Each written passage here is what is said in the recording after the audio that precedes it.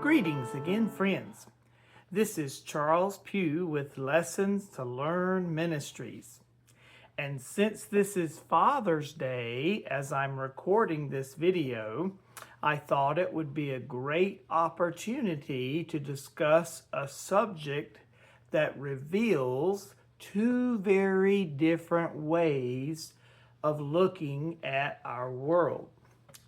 Now, my dear wife who edits these videos and produces these videos took over this channel a couple of years ago on Father's Day, and you should go check out the video that talks about Happy Father's Day as that was recorded, a lot of pictures and things there. You should also go back and check out the last video that was recorded where I give 10 reasons why everything matters. You will hear many people say and speak things about Mother Nature. Well, you'll hear a phrase such as, Mother Nature is angry. You hear the thunder. You say, Mother Nature is healing. You might hear someone say, Mother Nature is getting revenge. With tornadoes and things that often happen in places, you hear things like this. You might hear someone say, Mother Nature is fighting back. Some mystical force called Mother Nature is what is directing everything on Earth? Well, is there something bigger, much bigger, that is taking place? Now, years ago, on Earth Day in 2008, I actually wrote these words. Listen to this. There is no mystical power called Mother Nature that governs the earth or brings retribution upon those who mistreat her. I still believe that today, and if reading and writing is something you're interested in, I do have a lot of blog articles that are written, a one-page article that is there on the Lessons to Learn Ministries website, and that is found at www.vtlessons2learn.com. Now, don't misunderstand me about this subject I'm talking about. I do believe that we should care for the earth. I also said that in the article that I wrote, which was Mother Nature or Father Creator. I believe that we should use the resources that God has given us, and we should use them wisely. But there is a huge difference between respecting the creation and reverencing somehow the Creator. And so that's important. In fact, Romans chapter 1 is a chapter that really gets into this more and warns us about the mistake that people often make when we begin worshiping the creation rather than the Creator. Listen to Romans 1:25. Who exchanged the truth of God for the lie and worshiped and served the creature rather than the Creator, who is blessed forever. Amen. So today I want to look at 5 biblical truths that remind us why Father God deserves our worship and our praise. And I do have a playlist where I talk about top 10 videos. This is only 5 in this one, but you can look at the top 10 video playlist. But let's begin with this countdown from 5 to 1, as the first one, or the 5th in the countdown, is personal love. Now, this first difference between Father God and Mother Nature is this. God is personal, and nature is not. Jesus taught his disciples to pray. Listen to this in Matthew 6:9. In this manner, therefore, pray, Our Father in heaven, hallowed be your name. Now, notice Jesus did not tell us to pray to nature. He pointed us to the Heavenly Father. Nature cannot love you. nature cannot comfort you. Nature cannot forgive you, and nature cannot hear your prayers, but God can. And we know that 1 John 3:1 says this: Behold, what manner of love the Father has bestowed on us, that we should be called children of God. Now, this is one of the greatest truths in Scripture. The Creator of the universe knows us, and He loves us. He is a personal God. And so He loves us personally, and He desires a relationship with us. A hurricane doesn't love you. An ocean doesn't love you. A mountain does not love you. But your Heavenly Father does love you. And that's why Christianity is not merely some belief system. It's about a relationship. It's a relationship with a personal God. Now, this brings us down to the fourth reason in the countdown that Father God is greater than Mother Nature. It is creative power. Now, this second reason given, the fourth in the countdown, that God is greater, is because God created nature. Genesis 1:1 says it, the first verse in the Bible says it this way: In the beginning, God created the heavens and the earth. So the Bible begins with a creator. Everything we see points back to the creator. The stars in the sky, the oceans do. The forests point to the Creator. The mountains that shoot up point to the Creator. The laws of nature point to the Creator. It all traces back to Father God. In this Earth Day article that I wrote, I pointed out that God established these laws within nature. Think about that. God is the one that established it. The reason why we can have science to work is because God created an orderly universe. This is why you can have food stored knowing that life is not going to spontaneously grow up there. The reason why you can have experiments repeated is because God established a consistency. Now, the reason why something like mathematics describes reality and is precise, allowing for computerization and other things, it's because reality was designed by an intelligent creator. Psalm 19:1 says it this way: The heavens declare the glory of God, and the firmament shows His handiwork. Creation is not the artist. Creation is the artwork. The universe is not the builder. The universe is the building. Nature points beyond itself to God. And that's why most people will at least acknowledge that there is a God, a higher intelligence of some sort. A high percentage of people in the world would even say this.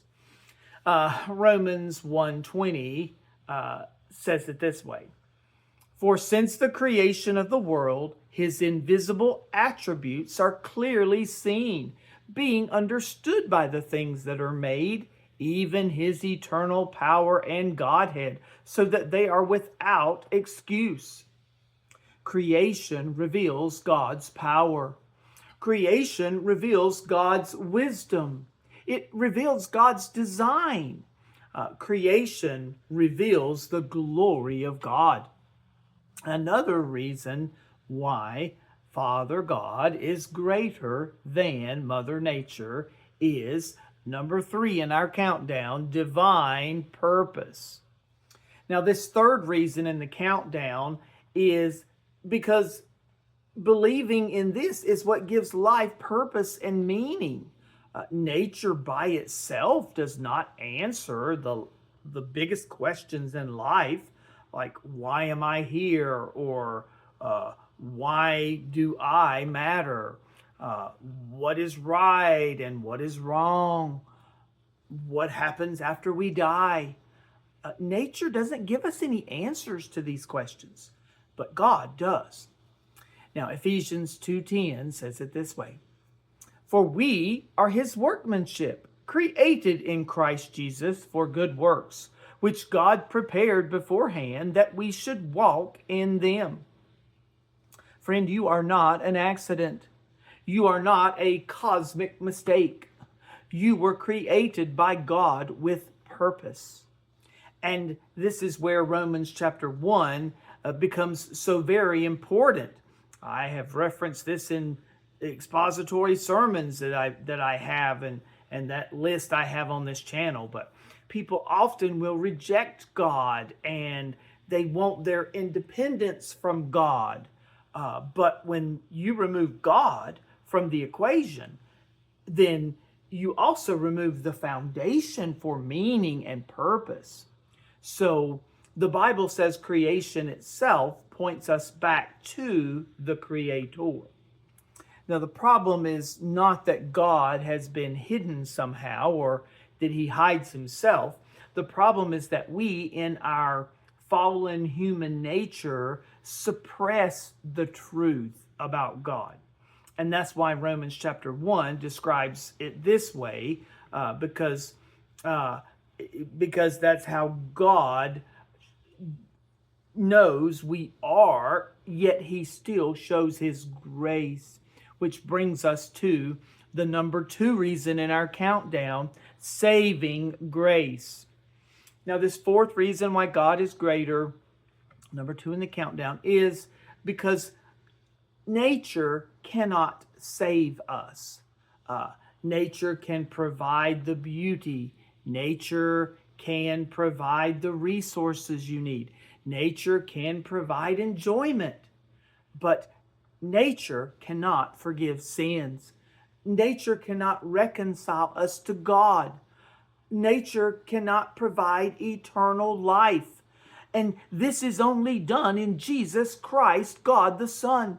John 3:16 says it this way: For God so loved the world that he gave his only begotten Son, that whoever believes in him should not perish but have everlasting life.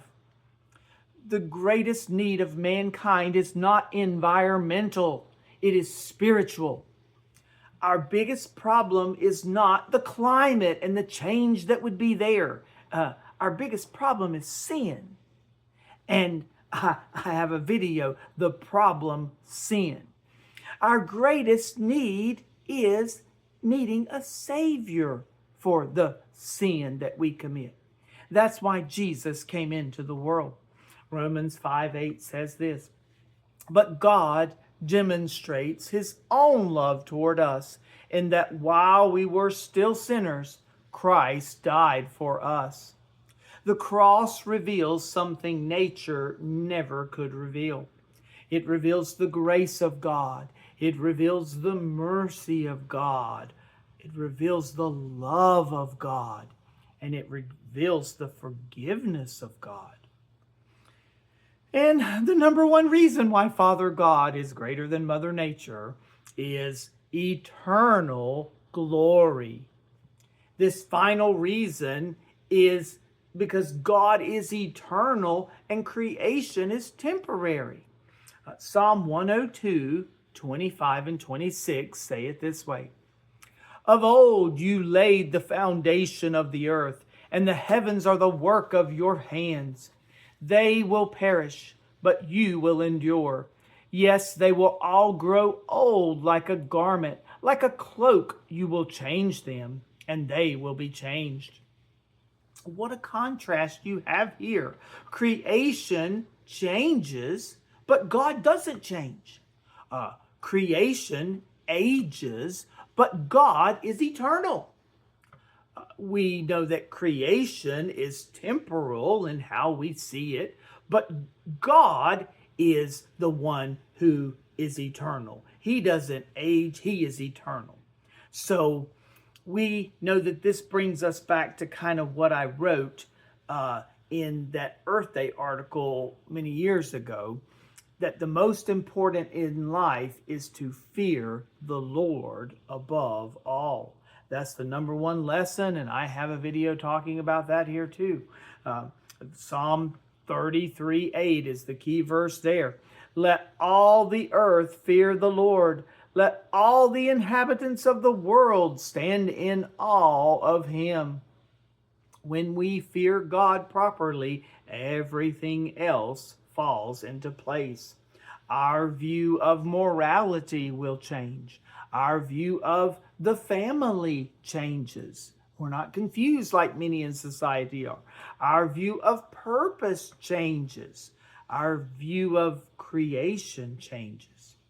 We begin seeing the world differently. We see it correctly as God intends, not as something that we worship, but as something that points us to the Creator that we worship.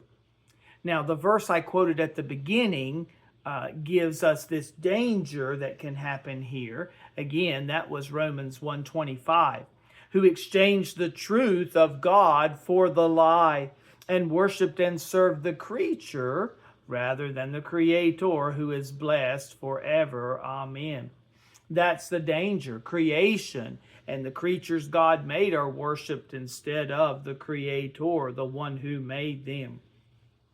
The issue is not that we don't appreciate creation. The issue is when we try to elevate creation to be greater than the Creator, God. And there's a difference between what is stewardship and what is worship. Christians are supposed to be stewards, but we should care because we should care for God's creation. But we must never worship what God created, but only worship God as the Creator. So as you celebrate Father's Day and think about this further as I'm recording this, even on this Father's Day, let us remember that the greatest one is the Father of all. And the culture will try to praise Mother Nature, but we know that the Bible teaches us to worship Father God. Nature did not create itself. Nature did not design itself. Nature did not save itself. Nature does not rule itself. Nature points us to the one who made it.